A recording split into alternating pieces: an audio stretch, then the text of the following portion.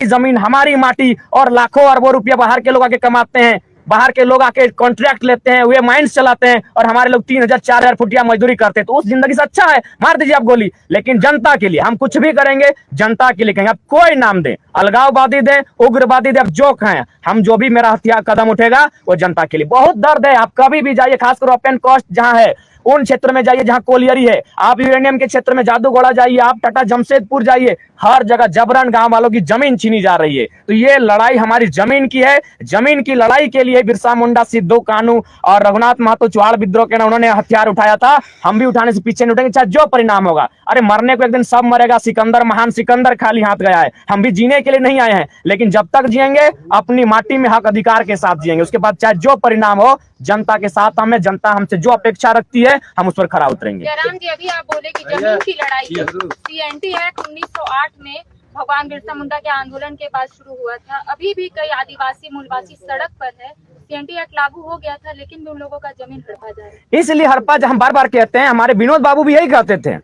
कि हम झारखंड तो अलग कर देंगे, लेकिन झारखंड को चलाएगा कौन? यदि मान के चलो यहाँ कोई इंजीनियरिंग बन जाता है, मेडिकल हॉस्पिटल बन जाता है, कोई इंजीनियरिंग कॉलेज बन जाता है, झारखंड के लोग कहाँ होंगे? तुम तो पोंछा मारोगे, तुम वहां झाड़ू मारोगे।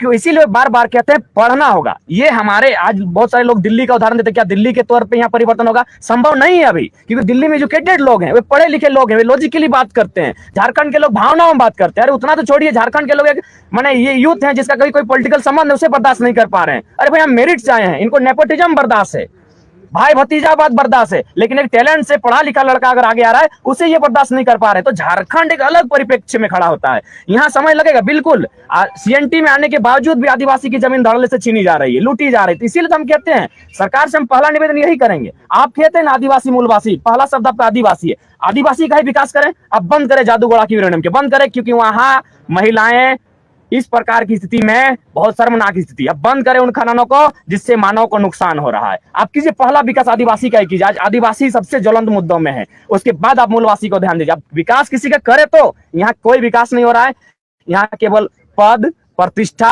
पावर, पैसा और परिवार दिखा जा रहा है। अगर सरकार इतनी आदिवासी हितैषी होती तो हम बार बार कहते हैं दुमका की सीट से बसंत सोरेन को नहीं, किसी गरीब बुद्धू सोरेन को टिकट देते, उन्हें जिता के दिखाते हैं, हम मानते हैं। ये केवल ड्रामा चल रहा है राज्य में, और इस सरकार में जितने खनिज संसाधनों की लूट है वो किसी सरकार में नहीं थी। इस बात को आपको मानना होगा, जबकि ये मूलवासी आदिवासी हितैषी सरकार है। और साथ ही तमाम झारखंडियों को भावना होने की आवश्यकता नहीं है, आपको हर व्यक्ति को नेतृत्व करने के लिए आज आगे आना ही होगा, नहीं तो आने वाले दिनों में समस्याएं बहुत बिकट। ये आंदोलन अति आवश्यक है। बार बार मीडिया बंधुओं का यही प्रश्न रहा है कि आंदोलन की आवश्यकता क्यों है? तो आंदोलन की आज आवश्यकता इसीलिए है कि झारखंड को बचाना है, सब तरफ से बचाना है, उद्योगपतियों के नजर से, पूंजीपति कॉर्पोरेट के नजर से भी बचाना है, और जो अन्य राज्यों के लोग धड़ल्ले से आके यहाँ निवास कर रहे हैं, निवास करने के साथ साथ यहाँ वोटर आईडी आसानी से बना रहे हैं, यहाँ राशन कार्ड, यहाँ के स्थानीय प्रमाण पत्र, जाति प्रमाण पत्र आसानी से आके बना रहे हैं, उनसे भी बचने की आवश्यकता है। क्योंकि भारत संवैधानिक देश है, सभी की अपनी अपनी राज्य है, अपनी अपनी मर्यादा है। यदि किसी को मेरे बात से ये लगता है कि हम बांटने का काम कर रहे हैं, तो मैं निवेदन करना चाहूंगा, ये सीमाएं खत्म कर दीजिए। ये भारत सिर्फ देश होगा, कोई राज्य नहीं होगा। राज्यों की सीमाएं खत्म कीजिए। कोई कहीं जाके रह सकता है, कोई कहीं बह सकता है, किसी नदी का पानी पिए, किसी पेड़ का फल खाए, हमें मतलब नहीं है। लेकिन यदि सीमा रहेगी, यदि रेड क्लिफ लाइन रहेगी, मैकमोहन लाइन रहेगी, डुरंड लाइन रहेगी, तो झारखंड बिहार, झारखंड बंगाल, झारखंड उड़िया के बीच भी लाइन रहेगी, इसको खींचना होगा। नहीं तो हमारा नुकसान हो रहा है, इतना बड़ा नुकसान हो रहा है कि आने वाली पीढ़ी उसका अनुमान नहीं कर सकती है। मैं आपको एक ज्वलंत उदाहरण देना चाहूंगा। NH-32 आप लोग भी सफर किए होंगे, रांची से धनबाद गए होंगे। NH-32 में जब आप सफर करते हैं, महोदा जाने के बाद उसको आपका ले गया है राजगंज, यानी 15 किलोमीटर रोड को डाइवर्ट किया गया है, और उस दूरी को जो 15 किलोमीटर था उसे 30 किया गया है। लोग तो खुश हो गए कि हमें ओवरब्रिज के माध्यम से चौड़ीकरण करके सड़क को यहाँ से हटा दिया गया, अब धूल नहीं मिलेगा, अब गाड़ियों की आवाज नहीं आएगी 15 किलोमीटर में। लेकिन उनको जानकारी होनी चाहिए वहां ओपन कास्ट बनने की तैयारी चल रही है। मैं अनुमान कह रहा हूं, क्योंकि मैं बार बार कहता हूं कि मैं अनुमान कर रहा हूं। सरकार का प्लान है तो बन चुका है कि रोड को डाइवर्ट किया गया, रोड को दिशा दूसरा दिया गया, लेकिन उनके पास प्लान बी कहां है? वे जो 10-12 गांव जो महोदा क्षेत्र में आएंगे, निश्चय ही आने वाले दिन अगर वो एकजुटता के साथ नहीं लड़े तो उन गांव को ओपन कास्ट में तब्दील किया जाएगा। तो उनका प्लान बी कहां है? वे गांव उठकर कहां जाएंगे? पहला बात, वे गांव उठकर कहां जाएंगे? आपके पास प्लान बी क्या है? दूसरी बात, अभी लातेहार से काफी संख्या में लोग रांची राजभवन आए हैं, उनसे भी अभी हम लोग मिलेंगे। क्या मामला है?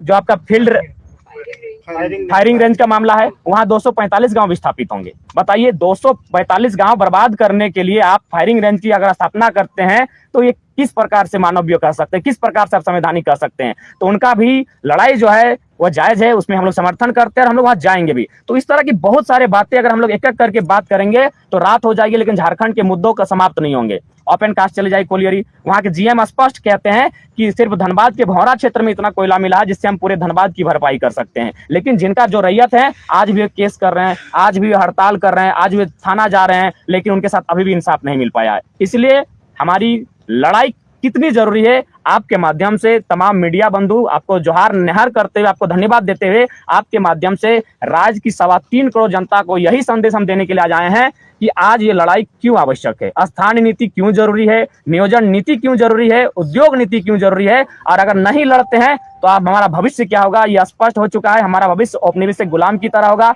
माटी हमारी होगी लेकिन हक अधिकार किन्हीं और को। और एक बात, टाटा मोटर्स में एक वैकेंसी आई है, वो अभी इंटरनेट से उसे हटा दिया गया है, डिलीट कर दिया गया है।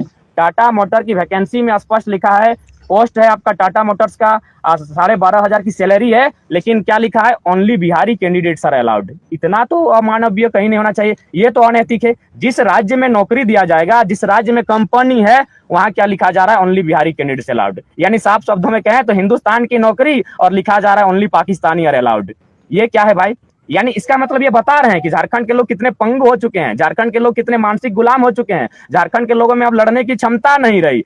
ये बहुत बड़ा सिंडिकेट आज राज्य में काम कर रहा है, जो राज्य की पहचान, आदिवासी मूलवासी की पहचान मिटाने का प्रयास। एक मधुलिका नाम करके धनबाद में काफी फेमस स्वीट है, आपने वहां उनका भी एक इश्तेहार पढ़ा होगा, कोई अकाउंटेंट का पोस्ट था, उन्होंने स्पष्ट लिखा जैक और झारखंड के मान्यता प्राप्त यूनिवर्सिटी, उसमें अगर छात्र पढ़े हैं तो आवेदन नहीं कर सकते हैं। खाने वाले मीठा को झारखंडी लोग, पैकिंग करके लाएंगे झारखंडी लोग, पैसा खर्चा करेंगे झारखंडी लोग। और देखिए साफ साफ शब्दों में लिख रहा है कि झारखंडी पढ़ाई अगर किया है झारखंड कॉलेज से, स्कूल से, तो उसे यहाँ अकाउंटेंट नहीं दिया जाएगा। तो ये क्या है, ये सब क्या हो रहा है झारखंड में? सीधा संदेश है, झारखंड को लोगों को पूरी साजिश के तहत, एक सिंडिकेट के तहत इन्हें मिटाने की पूरी जोर साजिश चल रही है। आज अगर झारखंड के लोग नहीं लड़ते हैं तो इनका बहुत बड़ा नुकसान होगा, इतना बड़ा नुकसान होगा कि झारखंडी सोच नहीं पाएंगे। अंग्रेज से भी बुरी स्थिति आज झारखंड की होगी।